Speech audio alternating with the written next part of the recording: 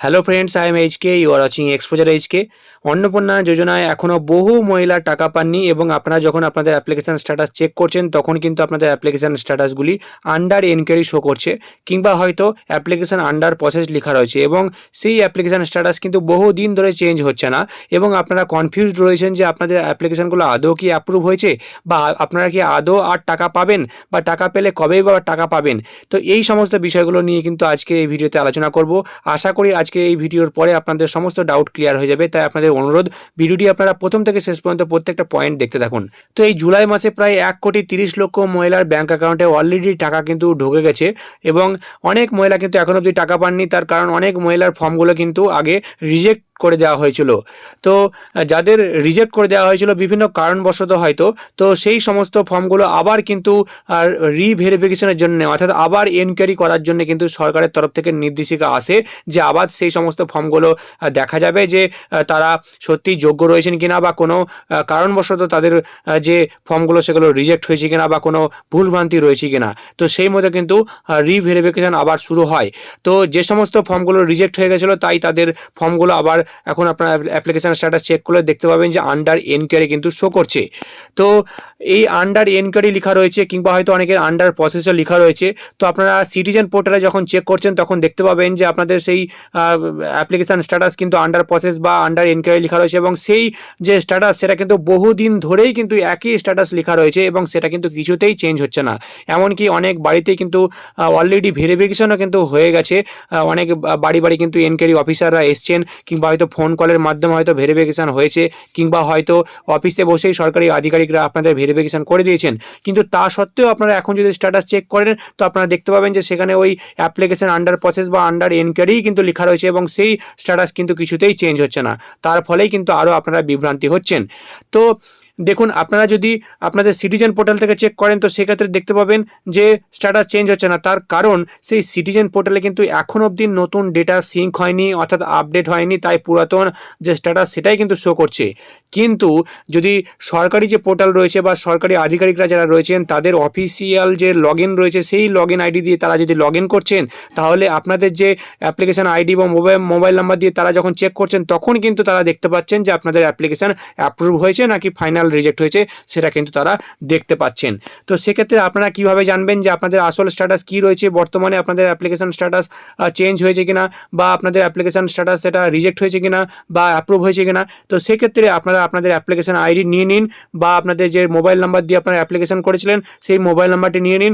তারপরে আপনারা বিডিও অফিসে বা মিউনিসিপ্যালিটিতে যান এবং সেখানে গিয়ে সেখানকার যে আধিকারিকরা রয়েছেন তাদেরকে গিয়ে কিন্তু আপনারা আপনাদের অ্যাপ্লিকেশান আইডি এবং মোবাইল নাম্বারটি বলুন। তারপরে সেই সমস্ত আধিকারিকরা আপনাদের মোবাইল নাম্বার বা অ্যাপ্লিকেশান আইডি দিয়ে চেক করে কিন্তু বলে দিতে পারবে যে আপনাদের অ্যাপ্লিকেশান স্ট্যাটাস বর্তমানে কী রয়েছে, অর্থাৎ অ্যাপ্লিকেশান অ্যাপ্রুভ হয়েছে নাকি রিজেক্ট হয়েছে। বহু মহিলার কিন্তু অ্যাপ্লিকেশান অ্যাপ্রুভ হয়ে গেছে, আবার দেখা যাচ্ছে যে অনেক মহিলার কিন্তু রিজেক্টেডও হয়ে গেছে।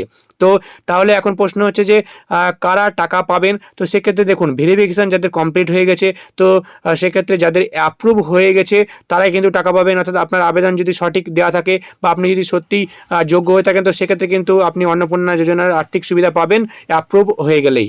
আর যদি আপনি যোগ্য না হন তো সেক্ষেত্রে যদি আপনি দেখা যায় যে যে সমস্ত ক্রাইটেরিয়াগুলো রয়েছে সেগুলো ফুলফিল না হয় তো সেক্ষেত্রে কিন্তু আপনাদের ফাইনাল রিজেক্ট কিন্তু আবারও হয়ে যাচ্ছে। তাহলে এখন প্রশ্ন হচ্ছে যে ফাইনাল রিজেক্ট কাদের কাদের হয়ে যাচ্ছে বা কারা কারা আসলেই যোগ্য নন, তো সেই ক্রাইটেরিয়াগুলো কী কী রয়েছে। তো দেখুন, সমস্ত ক্রাইটেরিয়াগুলোই কিন্তু এক এক করে জানাবো। তো প্রথম কথা যে এই অন্নপূর্ণা যোজনায় ফর্ম ফিল আপের আগে একটা কিন্তু সরকারি নির্দেশিকা দেওয়া হয়েছিল এবং সেই নির্দেশিকায় বেশ কিছু ক্রাইটেরিয়া বলা হয়েছিল। তার মধ্যে যেমন 1 নম্বর যেটা হচ্ছে যে মহিলা রয়েছেন সেই মহিলা যদি সরকারি চাকরি করেন তো সেক্ষেত্রে কিন্তু তার ফর্ম রিজেক্ট হয়ে যাবে। দ্বিতীয়ত, সরকারি পেনশন যদি সেই মহিলা পান তার ফর্ম কিন্তু রিজেক্ট হয়ে যাবে। আয়কর প্রদান অর্থাৎ ইনকাম ট্যাক্স যদি কোনো মহিলা দেন তার ফর্ম কিন্তু রিজেক্ট হয়ে যাবে। তাছাড়াও যদি তার বয়স 25 থেকে 60 বছরের মধ্যে না হয় তিনি কিন্তু এই যোজনার আওতায় পড়বেন না, বা ভোটার লিস্টে যদি নাম না থেকে থাকে তাহলেও কিন্তু তিনি এই যোজনার আওতায় পড়বেন না, তার ফর্ম কিন্তু বাতিল হয়ে যাবে। তো এই সমস্ত ক্রাইটেরিয়াগুলো কিন্তু আগেই দেওয়া হয়েছিল এবং সেই মতো আপনারা অন্নপূর্ণা যোজনার ফর্ম ফিল আপ করেন। কিন্তু পরবর্তীকালে দেখা যায় যে আবার অনেকের ফর্ম যখন রিজেক্টেড হয়ে গেছিলো তখন কিন্তু আবার ফের আর একটা নোটিফিকেশান দেওয়া হয়েছিল এবং সেই নোটিফিকেশানে আরও বেশ কিছু নতুন ক্রাইটেরিয়ার কথা কিন্তু বলা হয়েছিল, আমি আপনাদের আগেই ভিডিও দিয়ে জানিয়েছি। যেমন কি যে সেই মহিলা তো বটেই, সেই মহিলা বাদ দিয়েও যদি তার পরিবারের অন্য কোনো ফ্যামিলি মেম্বার যদি সরকারি চাকরি করেন, সেক্ষেত্রেও তার ফর্ম কিন্তু রিজেক্ট হয়ে যাবে। আবার যদি সেই পরিবারের যদি অন্য কেউ যদি সরকারি পেনশন পান, সেক্ষেত্রেও তিনি কিন্তু এই যোজনার আওতায় পড়বেন না। আবার যদি সেই মহিলা বাদ দিয়েও অন্য কেউ যদি ইনকাম ট্যাক্স দিয়ে থাকেন সেই পরিবারের, তাহলেও কিন্তু সেই ফর্ম কিন্তু বাতিল হয়ে যাবে, টাকা কিন্তু পাবেন না। তো আপনারা ফর্ম ফিল আপের সময় যদি এইগুলো দেখিয়ে থাকেন যে আপনাদের ফ্যামিলির কেউ সরকারি চাকরি করছে বা সরকারি পেনশন পাচ্ছে বা ইনকাম ট্যাক্স দিচ্ছে, তো সেক্ষেত্রে কিন্তু আপনাদের ফর্ম ফাইনালভাবে রিজেক্ট হয়ে গেছে এবং আপনারা কিন্তু টাকা পাবেন না। এছাড়াও আরও বেশ কিছু ক্রাইটেরিয়া রয়েছে যেগুলো আবার পরে জানানো হয়, যেমন সরকারের স্পষ্ট নির্দেশিকা অনুযায়ী বেশ কিছু পেশার সাথে যুক্ত যে সমস্ত মহিলারা রয়েছেন তারা কিন্তু এই যোজনার আওতায় পড়বেন না। যেমন ধরুন আশা কর্মী যারা রয়েছেন, তো আশা কর্মীরা কিন্তু এই যোজনার আওতায় পড়বেন না। আবার অঙ্গনওয়াড়ি কর্মী যদি কেউ হয়ে থাকেন কোনো মহিলা, তারাও কিন্তু এই যোজনার আওতায় টাকা পাবেন না। আবার যদি কেউ প্যারা টিচার হয়ে থাকেন, তিনিও কিন্তু এই যোজনার আওতায় পড়বেন না। আবার সিভিক ভলেন্টিয়ার যদি কেউ হয়ে থাকেন, তিনিও কিন্তু এই যোজনার আওতায় টাকা পাবেন না। তো ভেরিফিকেশনের সময় যদি ধরা পড়ে বা যদি তারা জানতে পারে যে আপনারা এই সমস্ত পেশাগুলোর সঙ্গে যুক্ত রয়েছেন, তো সেক্ষেত্রে কিন্তু আপনাদের ফর্ম ফাইনালভাবে কিন্তু রিজেক্ট হয়ে যাবে। তো এছাড়াও কিন্তু আরও বেশ কিছু পয়েন্ট আপনাদের জানাবো যেগুলো খুব ইম্পর্টেন্ট, যেগুলো প্রথমে ফর্ম রিজেক্ট করা হয়েছিল বেশ কিছু কারণে। যেমন ধরুন যারা ফর্ম ফিল আপের সময় 3টে বা তার থেকে বেশি পাকা ঘর যারা ইয়েস করেছিলেন, হ্যাঁ করেছিলেন, তো সেক্ষেত্রে তাদের ফর্ম কিন্তু প্রাথমিকভাবে রিজেক্ট করে দেওয়া হয়েছিল। বা যারা জমি অনেক পরিমাণে দেখিয়েছিলেন, তাদেরও কিন্তু ফর্ম প্রাথমিকভাবে রিজেক্ট করে দেওয়া হয়েছিল।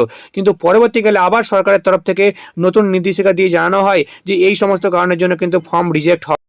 অর্থাৎ যদি আপনার পাকা বাড়ি থেকে থাকে, অর্থাৎ 3টে বা তার থেকে বেশি পাকা যদি ঘর থেকে থাকে, কিংবা যদি জমিও অনেক থেকে থাকে, সেক্ষেত্রে আপনার কোনো অসুবিধা নেই, কোনো চিন্তার কারণ নেই। আপনারা যদি অন্য যে যোগ্যতা রয়েছে সেই সমস্ত যোগ্যতার আওতায় যদি মধ্যে পড়েন, বা আপনি যদি সত্যিই যোগ্য হন, বা আরও সমস্ত কিছু যে ক্রাইটেরিয়াগুলো সেগুলো যদি সত্যিই ফুলফিল হয়, তো সেক্ষেত্রে আপনাদের এই পাকা বাড়ি কিংবা জমি নিয়ে কোনো চিন্তার কারণ নেই। আপনাদের ফর্ম কিন্তু অ্যাকসেপ্ট হয়ে যাবে, অর্থাৎ আপনাদের ফর্মগুলো কিন্তু অ্যাপ্রুভ হয়ে যাবে এবং আপনারা টাকা পেয়ে যাবেন।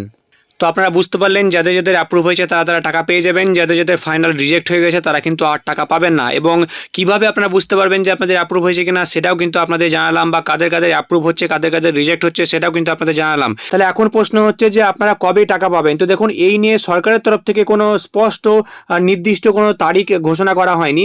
তবে এখন অবধি যে আপডেটটা উঠে আসছে যে জুলাই মাসের 20 তারিখের মধ্যে কিন্তু সরকারের তরফ থেকে টাকা ছেড়ে দেওয়া হবে এবং আপনারা আপনাদের ব্যাঙ্ক অ্যাকাউন্টে টাকা পেয়ে যাবেন। তো যাদের রি এনকোয়ারি সম্পন্ন হয়ে গেছে, যাদের অ্যাপ্রুভ হয়ে গেছে, তারাই কিন্তু এই টাকা পাবেন। তবে আপনারা একদমই বিভ্রান্ত হবেন না এবং আপনাদের যে স্ট্যাটাস সেগুলো চেঞ্জ হচ্ছে না সেই দেখে কিন্তু আপনারা একদমই চিন্তা করবেন না। আপনাদের আপডেট এনকোয়ারি মানেই যে বাতিল হয়ে গেছে অ্যাপ্লিকেশান, সেটা কিন্তু নয় একদমই। আপনারা যদি চেক করতে চান যে আপনাদের অ্যাপ্লিকেশান অ্যাপ্রুভ হয়েছে বা রিজেক্ট হয়েছে, সেটা যদি জানতে চান, তাহলে কিন্তু আপনারা অবশ্যই বিডিও অফিস বা পৌরসভাতে যান। সেখানে আপনাদের অ্যাপ্লিকেশান আইডি বা মোবাইল নাম্বার দিয়ে তারা কিন্তু দেখিয়ে দেবে যে আপনাদের অ্যাপ্লিকেশান অ্যাপ্রুভ হয়েছে নাকি রিজেক্ট হয়েছে।